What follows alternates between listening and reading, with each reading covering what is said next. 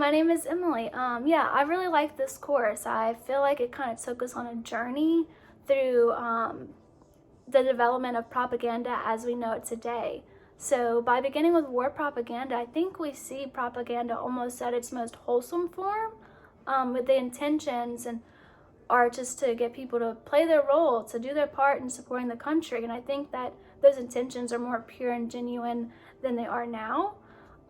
We moved to political propaganda, not to say this didn't exist before, but we see candidates and people groups being highlighted and presidents are being glorified and advertised. And I think we don't, propaganda is not causing the division, but it's definitely revealing the division between people of power and people of the community.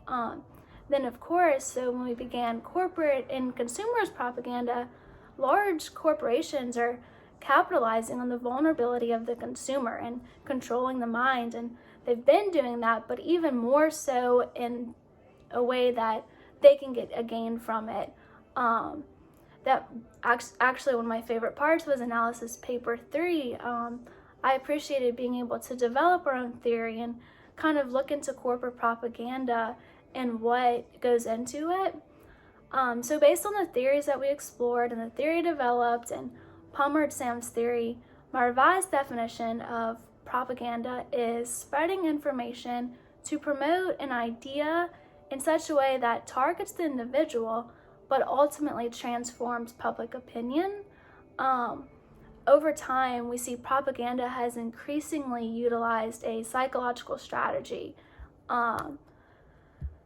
and to persuade people, and I think that's why it's often viewed as negative. Propaganda so often dehumanize individuals, and to them, the means justify the ends. They'll do whatever it takes. They'll put out fake news. They'll do misleading advertisements and all of that, as Palmer and Sev said, to get something from it. People now have little control over their own understanding of reality. This is actually what led me to this piece of propaganda. I find it very interesting and very accurate. Again, based on the theories throughout this course, we see individuals within the mass audience being controlled by people in power. And even when the propaganda is truthful and it is accurate, it's presented with the intention of transforming public opinion. It's presented in a way that can give a certain meaning to a situation, and it does control people and it controls their actions and their behavior.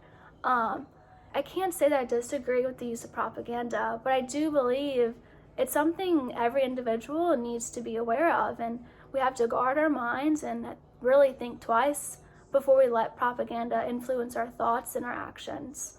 So that is it. Thanks for a great semester.